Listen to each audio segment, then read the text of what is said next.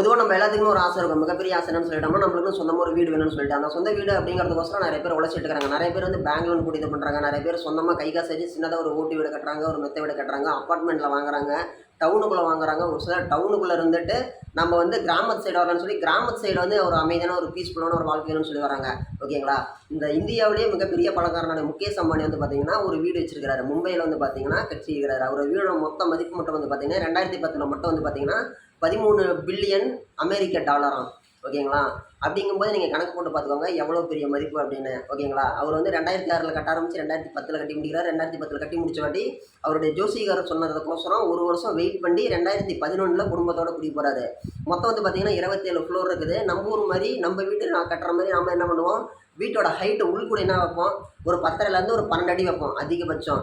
ஆனால் அவருடைய வீட்டோட ஹைட் எல்லாமே வந்து பார்த்தீங்கன்னா 40 அடி வரைக்கும் வச்சிருக்கிறாரு. என்ன காரணம்னு சொல்லிட்டோம்னா, அவருடைய கன்ஸ்ட்ரக்ஷனுடைய காரணம் என்னன்னு சொல்லிட்டிங்கன்னா, பொதுவாக வீடு கட்டுறவங்களாம் என்ன பண்ணுவாங்க, நம்மள மாதிரி இருக்கிறவங்க நார்மலானவங்க வீடு கட்டினோம்னா ஓகே அப்பாடா வீடு கட்டிட்டோம்ப்பா சந்தோஷமா. ஆனால் மிகப்பெரிய பணக்காரங்களை என்ன பண்ணுவாங்கன்னா, நம்ம வீடு கட்டுறோம் திடீர்னு நிலநடுக்கம் வந்து எல்லாம் சரிஞ்சு போச்சுன்னு என்ன பண்ணுறதுன்ற மாதிரி, ஓகே நம்ம வந்து பேஸ்மெண்ட் வந்து நம்ம போடணும், நிலநடுக்கம் வந்தாலும் எடுத்துக்க வந்தாலும் அதை பேலன்ஸ் பண்ணுற மாதிரி ஒரு ஸ்ட்ரக்சரில் கட்டணும்னு சொல்லி ஒரு ஐடியா பண்ணி கட்டிக்கிறாங்க. ஓகேங்களா? அதுக்கோசரம் தான் அந்த ஹைட்டு. அதுவும் இல்லாமல் அவங்க கட்டின வீட்டோடைய ஸ்ட்ராங்கு அப்படிங்கிறது எப்படி இருக்குன்னு சொல்லி கேட்டிங்கன்னா, மும்பையில் 8.1 லிட்டரு நிலநடுக்கம் வந்தாலும் அந்த வீட்டுக்கு ஒன்றும் ஆகாது. அதை தாண்டியே தான் வந்துச்சுன்னா தான் அந்த வீடு பாதிப்புக்கு உள்ளாகும். பக்கத்துலேயே வந்து இவங்க கட்டடத்துக்கு ஈக்குவலாக வேறு எந்த கட்டடமுமே இல்லை. அதனால் இவங்க வந்து மிகப்பெரிய அளவில் வந்து வீடு கட்டி இது பண்ணிக்கிறாங்க. இன்றைக்கும் கூட சரி, நீங்கள் மும்பையில் அவங்க ஏரியாவில் போனீங்கன்னா ஆட்டோவுக்கு உள்ளே போக பர்மிஷன் கிடையாது. உதாரணத்துக்கு வலசூரில் வீடு இருக்குதுன்னா, அயோத்தியப்பட்டினம் அவங்க ஏரியாவில் என்ட்ரி ஆகும்போது ஆட்டோ உள்ளே போக அனுமதி அப்படிங்கிறது கிடையாது. யாரையுமே உள்ளாடி விட மாட்டாங்க. ஓகேங்களா? அதை நீங்கள் மைண்டில் வச்சுக்கோங்க. கால் டாக்ஸியும் உள்ளாடி போகாது. அது மிகப்பெரிய பணக்கார ஏரியாங்கிறனால அவர்கிட்ட மட்டும் பார்த்தீங்கன்னா, கீழே அவர் வீட்டை சுற்றிலையும் 24/7 இராணுவம் உட்பட தனியார் பாதுகாப்பு படை உட்பட ஏகப்பட்ட பேர் இருக்கிறாங்க. அவங்க குடும்பத்தில் மொத்தமே 5 பேர் தான் இருக்கிறாங்க. ஆனால் அவங்களுக்கு வேலை செய்கிறது மட்டும் கிட்டத்தட்ட ஒரு 600 பேர் வேலை செய்கிறாங்க. 27 மாடியில் ஒரு 6 மாடி வந்து பார்த்திங்கன்னா அவங்களுடைய கார் நிறுத்தி வைக்கிறது மட்டும் வச்சுருக்கிறாங்க. அவங்க நிறுத்தி வச்சுருக்கிற கார் மட்டுமே வந்து பார்த்திங்கன்னா 162 கார் வச்சுருக்கிறாங்களாம். ஓகேங்களா? நீங்கள் கேட்கலாம் என்ன சாப்பிட்றது இதெல்லாம் பாசிபிளான்ட்டு. Yes of course.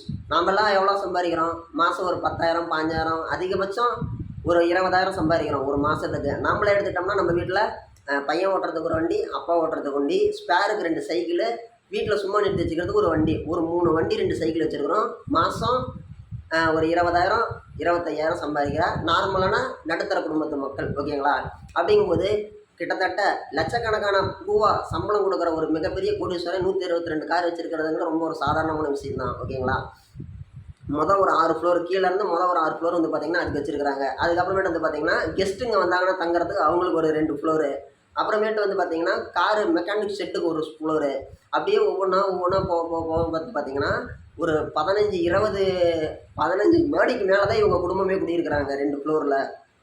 அதுக்கு மேலே வந்து பார்த்திங்கன்னா ஏர் கண்ட்ரோல் ரூமு. அதுக்கு மேலே வந்து பார்த்திங்கன்னா நம்மளாம் எப்படி வெய்யக்காலத்தில் வந்து வெயில் அதிகமாக இருந்துச்சுன்னா ஒரு ஏசி போட்டு உட்காருவோம். அவங்களுக்கு வந்து பார்த்திங்கன்னா ஐஸ் ரூம்னு சொல்லி ரூம் ரெடி பண்ணி வச்சுக்கிறாங்க. பனியெல்லாம் அங்கே செப்பரேட்டாக உருவாக்கிக்கிறாங்க. ஓகேங்களா? அது மட்டும் இல்லாமல் ஹெலிபேட் அவங்க வீட்டுக்கு மேலே 3 ஹெலிபேட் இருக்குது. ஹெலிகாப்டர் இருந்தால் லேண்ட் பண்ணி அவங்க எங்கன்னா ஒன்று போயிட்டு வரணும் அப்படின்னா எதுக்கோசரம் அப்படி வச்சுருக்காங்கன்னு சொல்லி கேட்டிங்கன்னா, நாளைக்கு ஏதோ ஒரு சுச்சுவேஷன் ஒரு வெளியில் போயிட்டு வரணும் பிடிக்கணும் அப்படின்னா அவங்க இங்கேருந்து ஏர்போர்ட்டுக்கு போகணும்னா டிராஃபிக்கில் வந்து போக முடியாது. நம்மளோட டைம் ரொம்ப முக்கியம் அப்படிங்கிறதுனால அவங்க விஐபி இல்லை விவிவிவிஐபி வெரி வெரி இம்பார்ட்டன்ட் பர்சன். ஓகேங்களா? அதனால் அவங்களுக்கு வந்து அனைத்துமே சாத்தியம் தான். ஓகேங்களா? இல்லைன்னா பையனோட கல்யாணத்துக்கு 5,000 கோடி செலவு பண்ணுவாங்களா? 5,000 கோடிங்கிறது எவ்வளோ பெரிய தொகை. ஒரு மனுஷன் ஒரு 20,000 மாதம் சம்பாதிக்கிறாரு அப்படின்னா அவருடைய வருஷத்து வருமானமே 2,40,000 தான். 10 வருஷத்துக்கு 24 லட்சம்.